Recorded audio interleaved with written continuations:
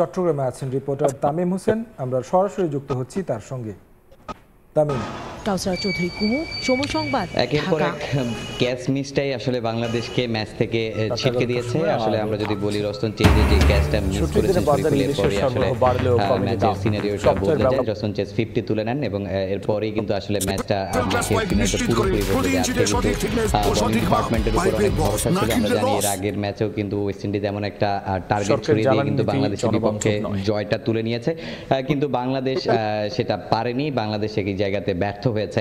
সেই সঙ্গে আসলে 4 বছর পর ঘরের মাঠে যেই হোয়াইট ওয়াশের লজ্জাটা তারা পেয়েছে, কিন্তু বলতে হয় যে এর আগে আসলে আমরা ওয়েস্ট ইন্ডিজের কোচ যিনি আছেন ড্যারেন সামি, তার সাথে কথা বলেছি। সে কিন্তু বলেছে যে বাংলাদেশে উইকেটটা কিন্তু অনেকটা চ্যালেঞ্জে, মানে বাংলাদেশের বিপক্ষে ঘরের মাঠে তাদের জন্য অনেক চ্যালেঞ্জ ছিল, কিন্তু তারা আসলে বিশেষ ধন্যবাদ দিতে চায় তাদের বোলিং ডিপার্টমেন্টকে। তার বোলিং ডিপার্টমেন্ট দুর্দান্ত করেছে, সত্যি দুর্দান্ত করেছে, এটা বলতেই হবে। কারণ আজকের ম্যাচটার কথাও যদি বলি, তানজিদ তামিম যেভাবে শুরু করেছিলেন, এরপর আসলে বাংলাদেশের যে ব্যাটাররা আছেন কাউকে আসলে ওয়েস্ট ইন্ডিজের বোলাররা দাঁড়াতে দেয়নি। আপনি লিটন বলেন বা সাইফ হাসানের 23 রান, কিন্তু ওই 23 রানটাই দুই সংখ্যার একটা স্কোর। এর বাইরে কিন্তু দুই সংখ্যার স্কোরটা কেউ স্পর্শ করতে পারেনি। প্রতিটা ব্যাটসম্যান একটা গাফলতিতে ভুল করেছে এবং ওয়েস্ট ইন্ডিজের বোলাররা কিন্তু একটা প্ল্যান করে আসলে বাংলাদেশকে বোলিং করেছেন বাংলাদেশের বিপক্ষে, এবং তারা সেই প্ল্যানে সাকসেস হয়েছেন, যার কারণে আসলে বাংলাদেশ এত রানটা করতে পারেনি বেশি।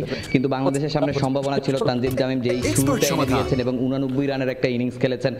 তানজিদ তামিমের এই রানটা না হলে বাংলাদেশের রানটা 151 হতো না, কিন্তু যদি তানজিদ তামিমের সাথে কেউ একটা ব্যাটসম্যান যদি সাপোর্ট দিতে পারতো, তাহলে কিন্তু এই উইকেটে 180 রান করা বাংলাদেশের পক্ষে সম্ভব ছিল।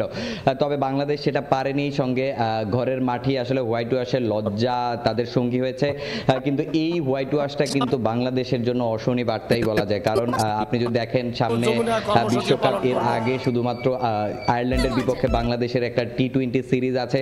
দলের হিসাবে ওয়েস্ট ইন্ডিজ অনেক আগানো, এদের বিপক্ষে যদি বাংলাদেশ সিরিজটা জিততে পারেনি, তবে শেষ ম্যাচটা যদি অ্যাটলিস্ট জিততে পারতো, এটা বাংলাদেশের আত্মবিশ্বাসটা অনেক বাড়িয়ে দিত। কারণ ফেব্রুয়ারিতে যে বিশ্বকাপ, সেখানে কিন্তু বাংলাদেশকে অনেক চ্যালেঞ্জ নিতে হবে। যদি সেখানে ভালো করতে হয়, বাংলাদেশকে নিজেদের আরও পরিণত করতে হবে। আর যদি বিশেষ করে আমরা বাংলাদেশের মিডল অর্ডারের কথা বলি, মিডল অর্ডার নিয়ে কিন্তু অনেক সমালোচনা হচ্ছে। আপনি যদি দেখেন আজকে জাকের সবসময় 4 নম্বরে বা 5 নম্বরে ব্যাটিং করে থাকেন, সেই জাকের ফর্ম খুঁজে পেতে কিন্তু আজকে 8 নম্বরে নেমেছেন, এবং 8 নম্বরে নেমেও আসলে সে যে ধরনের পারফরমেন্স করেছেন, আসলে এটা তার কাছে কখনোই কাম্য ছিল না। সেই সঙ্গে কিন্তু কোচ সালাউদ্দিনকে নিয়েও নানা ধরনের কথা দর্শকরা বলছেন বা সংশ্লিষ্ট অনেকেই বলেছেন।